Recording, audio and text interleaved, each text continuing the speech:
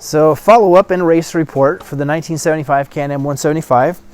If you've been following it all, this is the bike that's going to Italy with us. We're going to race this at the Vintage ISDE for Team USA.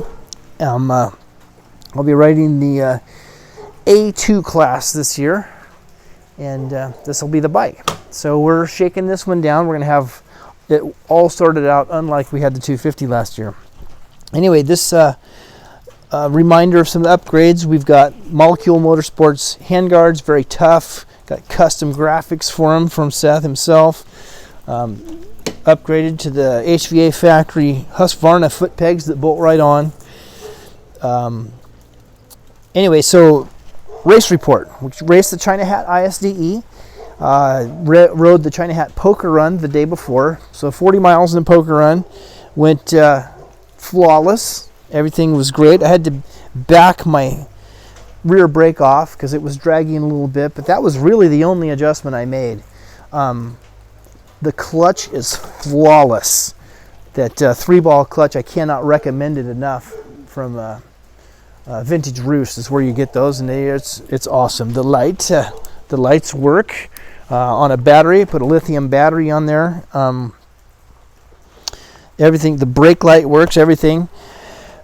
The only trouble I uncovered was I'm still overfueling at times. Whoop-de-doos, when there was plenty of them. The ISDE race, I rode the vintage class, so we only had to ride half the course. It was 50 miles. But if you're wide open, it runs perfect. But on the needle, on the mid throttle, it does overfuel. So my friend Tim gave me a good idea on how to set that float level. I've had the specs on how to do it. I just didn't know how to find a ½ inch of air gap, but we have an idea now. Anyway, troubles. I have a tiny leak from the oil, the 2-stroke oil tank. The gasket's probably just seeping. I probably will replace that gasket because it dripped down onto the exhaust pipe and on the front fender. It does use quite a bit of fuel, but maybe you'd expect that at wide open throttle in the desert. Anyway, you can see where it's leaked here. It's a little bit of a leak between the kickstart and the shift shaft. I am going to replace this with a folding tip. We'll either weld an IMS tip like Chili White did, or we'll take one of the shifters off of one of my newer Can-Ams. Tires work well in the desert. These are the FIM Metis tires, and they actually work fine in the woods too. I am very much a tire snob, and the front tire I don't love, but it works fine. It works great in the desert. It just doesn't work awesome on slippery routes. But if it comes down to it, I'll run a Golden Tire 216 AA in the front. That is an FIM legal tire, and that is what I ran last year. The oil injection is working. I was worried about that. We did purge all of the foam out, and still ended up with some foam, and plugged the fuel filter. Had a fuel filter in line with that oil line, and it plugged it. So, as kind of expected, but at least it didn't get into the engine. So I've replaced a couple of those fuel filters, on the oil line. But it's pretty close to ready. I think if we get the jetting dialed in, and I think the jetting's fine. I think it is a high float level that we're fighting. I did notice that I bought the rubber thing that goes on the air box, and I bought one for a Mikuni and one for a Bing, and I may have swapped which ones I have in there. I really don't like that it just pushes in there. There's no spring, there's no hose clamp or anything, so I put zip ties inside the air box to hold that tight around the carburetor. I'll try the other one, and I'll do the same thing just for safety, but it's not something I really like. I like to have something clamped down on there. Suspension worked really well. The forks are frankly phenomenal, and the shocks work well. Big hits, obviously, bottom them out, and you feel it. But it's kind of hard to argue with.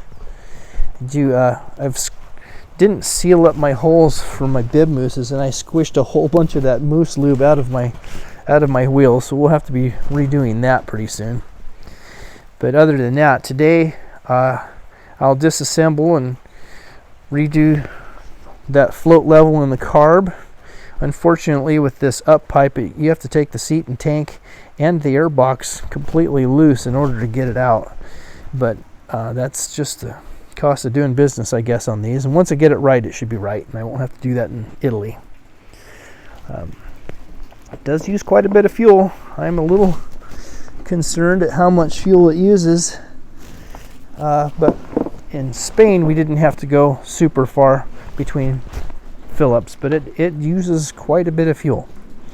Other than that, how'd the brake rod swap? Oh, yeah. So this is really great. So Mako Tim did a mod for me. We did convert from a cable rear brake to a brake rod, and there's a linkage that goes across here, and I don't know if you can see it moving, but this necessitated going with the correct backing plate for the brake rod actuated brake. It also necessitated using a brake backing plate stay, which we just put it to the swing arm, and we had to change the kickstand. But all of that seemed to work out really well. There's plenty of power on that rear brake now with that without having to tug a cable, and it snaps back every time. So that was a really wise move. Anyway, other than that, I think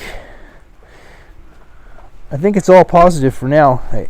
I will get the jetting sorted out. It's a good. It really is a good platform. I can't complain for an A bike. I'm not sure I'd choose anything different because you're kind of limited to what you got anyway.